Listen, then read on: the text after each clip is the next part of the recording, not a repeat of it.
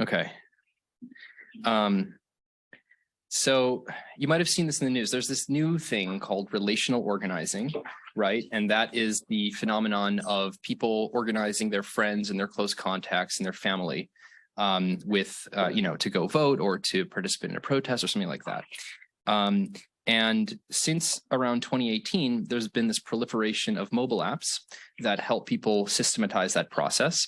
So some of them are connected to a particular political campaign. So Bernie Sanders in 2018, he had the Burn app, and that was kind of one of the newer forms of this. Joe Biden had the Vote Joe app, and then there were a couple others that are not directly tied to any partisan campaign, but they're sort of general platforms. Campaigns can use them. So Vote With Me and Outvote are both examples of this. And they're just apps that sort of let you message all your friends on your phone with some kind of relevant reminder to go vote or to check out someone's campaign or something like that. So so we have a few papers now on this, studying these apps, and this work generated a little bit of a buzz, and there's two reasons for that. So one of them is that we did find in 2018 some very large treatment effects, specifically for users of Outvote. So people that were using Outvote during the midterms, they had an 8 percentage point effect on getting their friends to go vote in the 2018 midterms. And so for comparison, door-to-door canvassing, that's sort of like the gold standard of these nudges. You send a stranger to someone's door, you remind them the election date, or you tell them to go vote. There's been lots of experiments studying this. This has about a 6 percentage point effect. And so what we found is that Outvote had something on the order of door-to-door canvassing, which is sort of exciting. And the second reason that this, and spoiler alert, so I'll tell you about the 2018 study, but we also ran something in 2020 and we found a null effect. So the jury is sort of still out. We're running these experiments all the time. So we're now analyzing 2022, and we'll see what we find. But the second reason is that these experiments are among the first of their kind to be able to get at this sort of direct friend-to-friend, to analyze the causal effect of direct friend-to-friend nudges, okay? And the way, so what took so long, that's kind of an obvious thing to study. We all have I think we all have the intuition that a message from your friend is going to be more effective than a message from a stranger. And really the answer is that it's tricky to randomize authentic interactions between people that already know each other, right? That's kind of hard to intervene on. And the way that we sort of break ground on this is that we have access to these digital platforms that have just popped up, and they are mediating the interactions between close contacts, between friends, and we're able to now partner with these apps and manipulate the user interface or the way that the app runs in a way that sort of slightly changes the user experience, but in a way that is random and gives us an instrument to estimate the causal effect of these nudges. Okay. So just to give you a sense for how this methodology works, I want to first describe how one might design an experiment to estimate a much simpler thing, which is the effect of these spam messages. I'm sure everyone that's registered to vote here receives, tons of spam messages, right? They look like this, unknown number, hey friend, and then some kind of voting nudge, right? So, does this work? Does this actually increase voter turnout? So we might design a randomized experiment to test that. And here's how we would do that. So we would begin with the voter file. So I'm sure people in this room, you all seem like people that know what the voter file is. I can tell that maybe I'm correct. Well, so so for those that don't know, it's the record of all 300-ish million Americans, their voting records, when and where they voted, not who they voted for. That's always confidential, but what is not confidential is that you voted. And so you'd want to, if you wanted to test spam messages, you would just begin by, you would recruit your study population directly from the voter file so that you knew that you'd be able to observe their outcomes. You would know that, you could see whether they voted or not. And so now this is coming from causal inference, but in causal inference, the way we think about this is that there are two potential outcomes for every individual, right? So there's the world in which they receive a spam message, and there's the world in which they don't receive the spam message, right? And so this allows us to define what we mean by the causal effect. So the world, you'll notice that first row up there, this is an individual. It's Donald Green, right? This individual, he votes in the world in which he receives spam and in the world in which he doesn't receive spam, right? So the causal effect on him of this spam message is 0. It doesn't have an effect. He does the same thing in both worlds, right? And so there's only one person in this example, John Smith, second to last, who doesn't vote if he doesn't receive spam, but then he does vote if he does receive spam. So the spam actually causes him to vote, right? Now, in practice, you only get to observe for every individual one of their 2 potential outcomes, right? You only get to observe one world. So you can't identify the individual causal effect, but you can sometimes estimate the average causal effect. So you can estimate the average of that last column there, right? And maybe that means something in your application. And so how would you do that? Well, in the case of an RCT, of a randomized control trial, you'd begin by flipping a coin for every individual. You'd assign them to either treatment or control. Maybe not with 50% chance, but binary outcome there. And then for everybody in the treatment group and only those in the treatment group, you spam them, right? And then you record what you did. And then you wait for the election to happen. And then when the election does happen, you'll notice, I add this last column suddenly becomes observed. You see what they actually did in 2022, whether they voted. And their vote, their outcome there is going to correspond to one of their 2 potential outcomes, right? And the potential outcome it corresponds to is the one that is indexed by whether they were assigned, whether they received the message or not, right?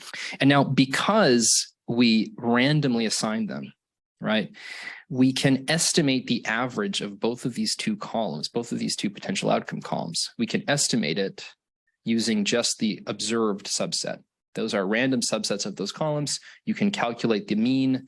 The mean is a good estimate of the mean of the overall column, and you can therefore estimate what we really want to estimate is the average of that last column. Okay, so that's what an RCT does. Now, how would you do this for a friend-to-friend text, right? So I just gave you kind of a 5-step plan to estimate a causal effect. Step 1 is to recruit a study population. Well, we can kind of do that, but we don't have that much control. Users of these apps will message who they want to message. They'll, we don't get to tell them who to message, right? So we kind of have control over the study population, but not really. We will be able to flip coins and interpret those as assignments to treatment and control.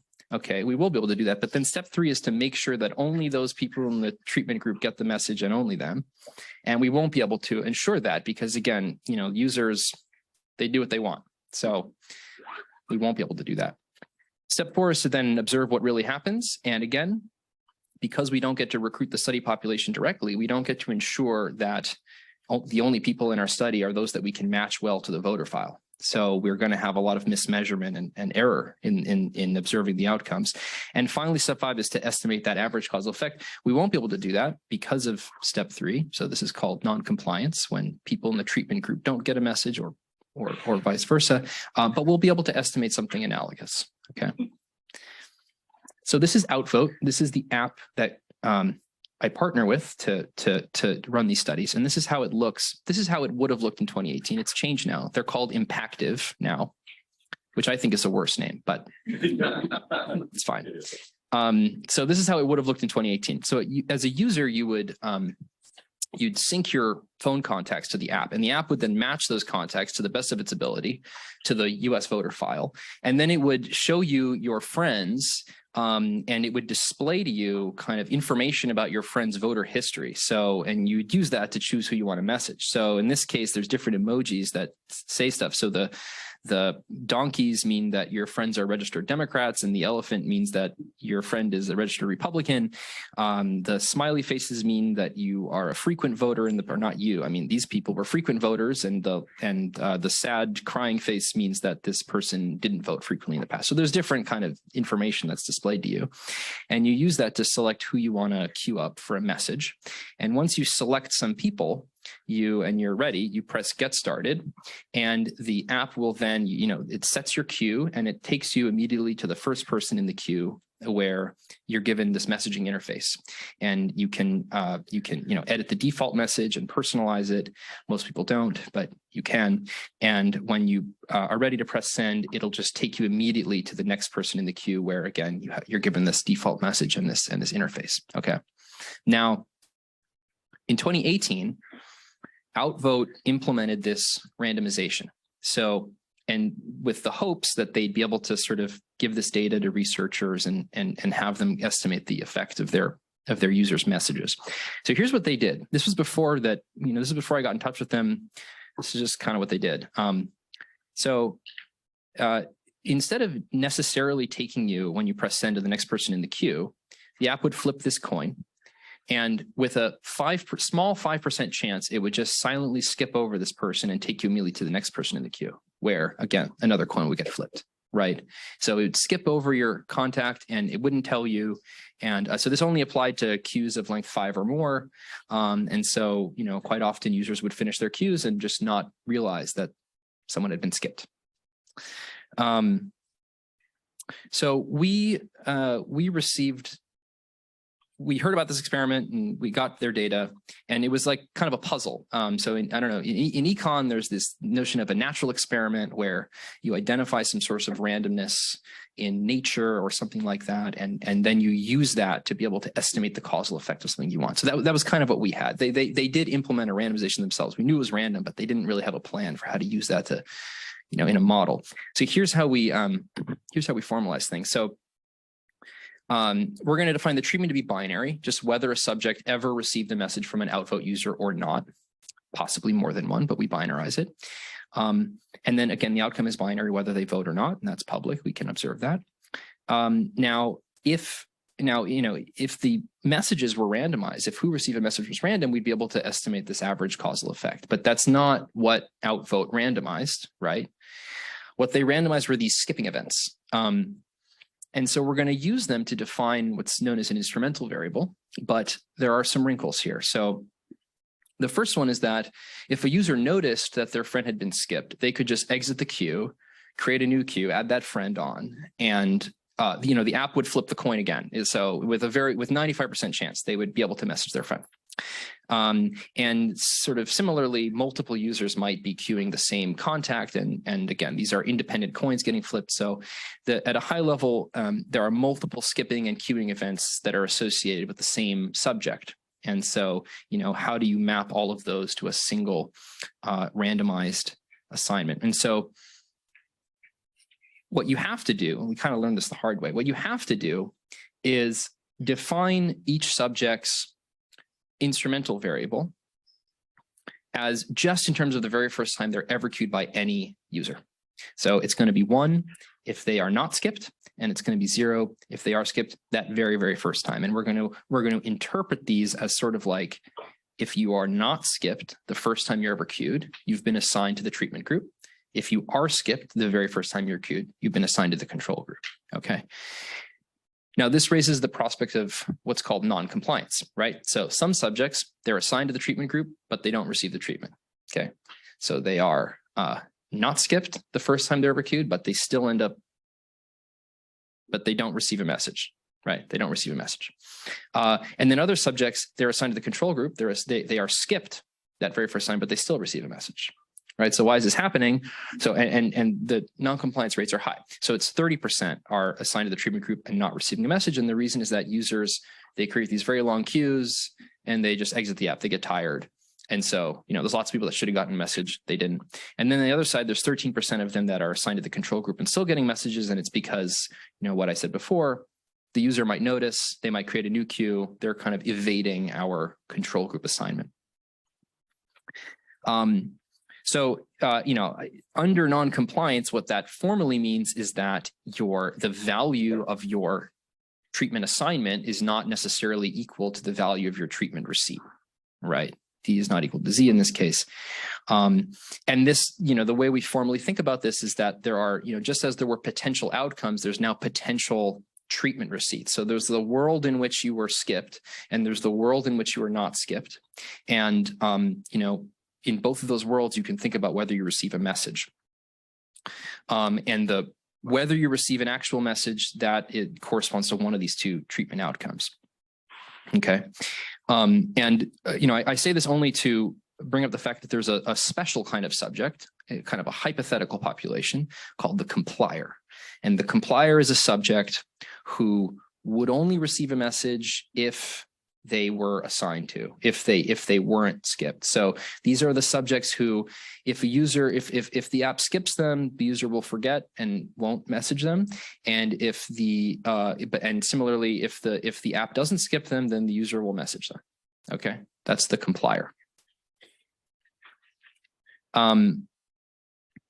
Now, in this setting, this maps us to a very standard setting in econometrics and in randomized control trials. And while we can't estimate the average causal effect, we can estimate this thing called the complier average causal effect. So this is the average causal effect. Can you see my mouse here? Yeah. This is the average causal effect, but just among the subset of subjects who are compliers. So among a subset of subjects. Okay. And we can estimate it using this equation, where the numerator is called the intent to treat effect. It's the difference in voting outcomes among those assigned to the treatment versus control. And the denominator estimates the proportion of subjects that are compliers. Now, in our setting, the compliance rate is low. So, and this is driving variance of our estimates. And so what's contributing to the compliance rate? So again, users create these very, very long queues, they get tired, and then everybody after they exit the app is not messaged, right? And based on the experimental design, we know that 95% of those subjects were supposed to receive a message. They were not going to be skipped if the user actually got to them, right? So that is what's driving the rate of noncompliance. There's a lot of subjects that are assigned to the treatment group that are in our data and are not receiving messages, and it's after the user exits. So the way we deal with this is we introduce this new variable and the queue position. So it's the position of a subject the very first time in the queue, the very first time that they are ever queued up by any user. And so what we want to do is find a subset of subjects that are kind of high up in the queues. So these are the subjects that are early in the queues before users get tired. And it's among this population where we're going to have better compliance rates. And you can kind of see that, you can plot it. So this is the compliance rate by the maximum allowable queue position. So the way to read this plot, if you look at, tick 100 here, this represents the subpopulation of subjects that were in at most position 100 in their very first queue, right? So, and naturally the compliance rate decreases monotonically, right? As you start considering subjects that are later and later in the queues. Okay, so we want to find some subset of these that creates a high compliance population, but there's a trade-off, right? Because if you only consider people that are in, say, the top 5 positions in the queue, that's a small population, right? And N is going to contribute in the other way to the variance of our estimates. So we can formalize that trade-off using the expected power, which is a function of both N and the compliance rate. And we can select the cutoff that's going to optimize that. And the answer is 104. So we're going to only look at subjects that were in at most position 104. This is what is going to maximize our expected power. And when we do that, we estimate this complier average causal effect of around 8 percentage points. Okay. And that's large. So if you compare friend-to-friend messages to spam messages, so spam messages have, there's been lots of RCTs on them. They have anywhere from 0 to 0.5 percentage point effect. Door-to-door canvassing is 6 percentage point effect. So this is about an 8 percentage point effect. I want to linger here because, just because a spam text message has 0.25 percentage point average effect, you can send 300 million of them, and in raw numbers, that will lead to greater turnout, right, than sending 20,000 friend-to-friend messages. So it's not necessarily the case that this is, a more cost-effective measure. It's just that, for each person that actually receives this thing, it has a much greater effect.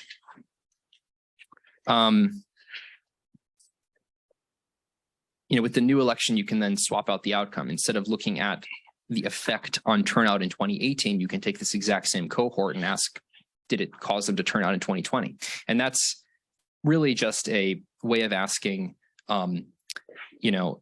we know that voting is habit forming, and so if we get you to vote in 2018, that gets you to vote at a higher rate in 2020, and so we see basically a result that is consistent with that, a somewhat weaker effect on 2020, but still sort of large and on the order of door-to-door canvassing. So in 2020, we worked with Outvote, and we redefined the experiment that they had run in 2018. And now, this experiment is live. Anytime you use Outvote or Impactive, whatever you're doing, if you're doing friend to friend, we are kind of running this experiment, and the design is really, really simple. Now we randomize over the queue, and that's it. So you set your queue, and now you're going to get those people in a random order, right? And now when a user exits, if they exit, the people that they're not messaging, we can think of as sort of a random subset of the people that they could have messaged. And the benefit here is that we're not skipping people in the queue anymore, which is in sort of that gray area of non-consent, right? You as a user, if you wanted to finish your queue in 2018, you could have done so and left thinking that you messaged everyone you wanted to message, but the app has kind of tricked you because it took one person out. Now, if you want to finish your queue, you do, and you message everybody on it. But if you get tired, as we know you will, then we have an experiment, right? And statistically, it's a better design too. So in the previous experiment, the treatment control split was about 5%, was exactly 5%, 95%. And that is really the thing that drives the error in our estimates, and it's not something we can do anything about. Whereas now we have a much more balanced treatment control. I want to pause here. I'm going to get into sort of how we estimate, effects using this a little bit more complicated instrument. But I know that I'm kind of coming up on time here. So if people had questions about this part, we can, yeah. One question I had is, what do the curves look like now in terms of your power? Mm-hmm. Can you lower? Does it go? You move the line left or right for it? Yeah. All right, so let me repeat the question real quick since we didn't get that. Oh, I'm sorry. Really, my question was just any questions. That was that question. Oh, sorry. Yeah. So not my question. Yes. The question was, in this new experiment, what do the curves look like for compliance? And so let me just push through them, because that's in the next couple slides get at that. So, how are we going to estimate effects here? So, it's not the case that everybody after the user quits is in the control group, because we don't randomize when the user quits. That's up to them. That's endogenous. The way we're going to analyze this experiment, we're going to set some cutoff K ahead of time. And we're going to say everyone after K is assigned to the control, everyone before is assigned to the treatment, right? So if you set a K and then you randomize the order, that's going to randomize who is before and after, right? Now, there's still non-compliance here. You'll notice in this example, this particular user has kind of texted past the cutoff. So there's some people that are receiving messages that are not supposed to, according to the experiment. So there's still non-compliance. That's fine. But the question is how we set this cutoff K, right? And we're going to do a very similar calculation based on the curves. Now there's going to be a three-way trade-off. So there's going to be the treatment control balance. So as if K is at 1, there's going to be a lot of people in control and very few people in treatment. So your treatment control balance is going to depend on how you set the cutoff. It's going to define your sample size N, because if you set K to be 10, then queues of length 9 have no control subjects, so you can't use them. They don't contribute to the experiment, right? So as you push K further out, you lose subjects. And then finally, it also, the compliance rate is a bit more wiggly. That's the curve you wanted to see. The compliance rate now depends on a lot of things. But again, you can formalize this trade-off directly using this expected power, and you can optimize it. And so, optimize it. You can select the value that is the largest, and that's what we do. So it's at cutoff equal to 37. So in the main analysis, we consider only subjects that were in queues of length 38 or more, and we define everybody before 37 to be treatment and everyone after to be control. And we find and so you'll see the assignment treatment is 43%. So there's a much more even treatment control split. The compliance rate is actually still quite low, but it's on the order of what we did in 2018 after we optimized things. And there's 43,000 subjects. So, and then, I'm going to skip through this. But the basic idea here is that this analysis, this main analysis, it excludes everyone in shorter queues, but you can treat them as their own experiment and you can recurse and you can do this exact same thing again. So for them, you do the curves, you find the cutoff, then that excludes something, you do the curves. Okay. So what we end up with is 3 different analyses that involve that involve a partition of the, so 3 different non-overlapping subsets of the subjects, and we get 3 different effects. And the yellow line is the yellow point estimate is a precision weighted average. It's the combination of these 3 effects that we find, and we basically find a null effect. 0 is quite prominently in its confidence interval. So, yeah. So we're finding weaker effects in 2020. It could be that the 2018 experiment was a fluke, but we don't think so. So there is evidence that there are quite significant ceiling effects in 2020. So everyone was going to vote in 2020. If everyone votes anyway, then the marginal effect of all the nudges is 0, right? Everyone was going to vote without the nudge, so causal effect is 0. And we can find evidence of that in our data. So basically in 2018, in that experiment, what can be understood as the baseline voting rate in the subject pool that contributes to our estimate was about 67%. And it jumps up in 2020 to, depending on which subset you're looking at, anywhere from 74 to 97%. So this huge increase in the baseline voting rate. And in general, across lots of get out the vote experiments, you see that midterm experiments produce larger effect sizes than general election experiments. And it's just because people, don't vote as much in the midterms. So we ran an experiment in 2022. We are waiting for voter file results and waiting to analyze that, and we will see. And we also, and that's the end of the talk. And we also worked with a new app. So there's a new app on the market called Swipe Blue, and it has a totally different design. It's supposed to be like the Tinder for getting your friends to vote or something, but it has that's their thing. Okay. And so in their case, it's not based on queues, which says all this experimental design was based on, putting people in queues and then taking them out. Now it's sort of like swipe left, swipe right, but we're able to implement a different design. So, maybe you'll hear from me in some months about how that went. Anyway, thank you. Hold on. Did you look for backlash effect or novelty effects as well?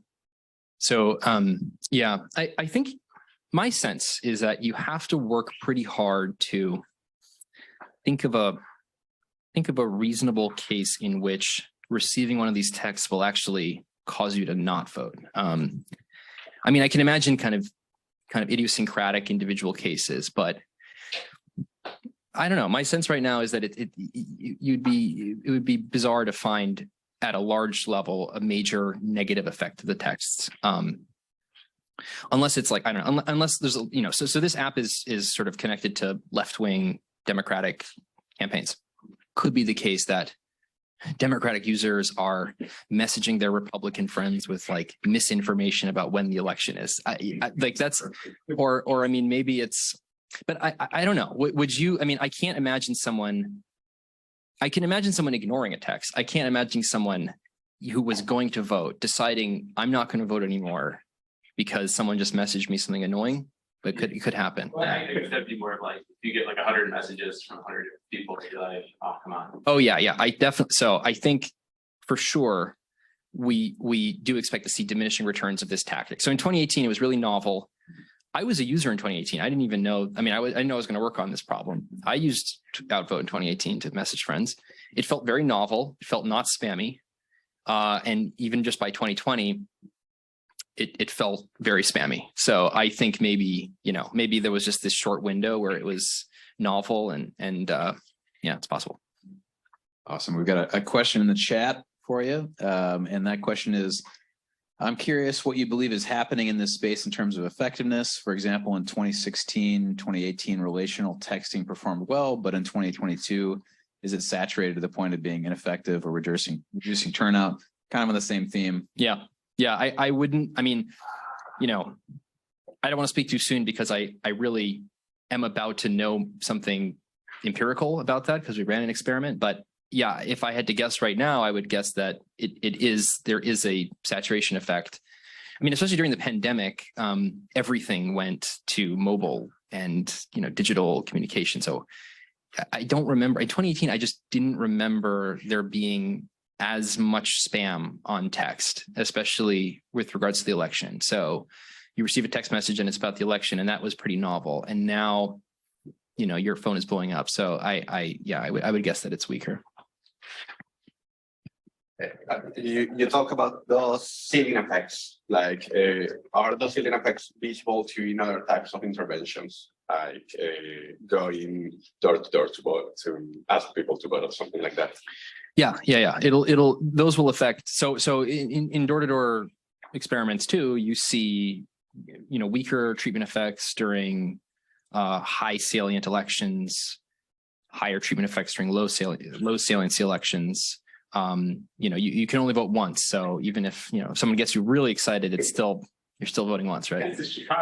Oh yeah, that's true. So you could vote more than once. We should look at that. I'm guessing at a similar rate. I imagine that the ceiling effect that you were seeing for the votes messages, like are there or did you saw some difference? Like, okay, there's a ceiling, but it's lower or it's bigger using those messaging apps versus other types of intervention. I see what you're saying. So right. So in our case, right, our subject pool are people that are in the phones of people that want to use Outvote. And I think there's, you know, I think it would be a reasonable assumption that that population of people reachable by a friend-to-friend text are themselves more politically engaged than the general population, right? And so it would be reasonable to assume that the population of people reachable by door to door, which is basically everybody with a voting address, there's less of a ceiling effect for them than for the friends of Outvote users, right? So it's entirely possible that the ceiling effects are, you know, punishing, or, you know, this kind of intervention is less effective. I mean, I think it's just true in general that even though you have a large average effect of Outvote, it doesn't mean that it's a good tactic, because who is reachable by a friend-to-friend message? Well, you first need to recruit friends of those people you want to, you know, target. And most of the country is probably not reachable unless you do a lot of work to recruit everywhere.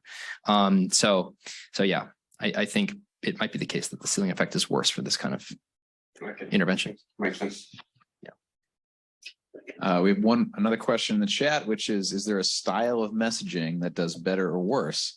An endless text with no clear message seems less effective than one with a link to register to vote. Yeah, we didn't look at that.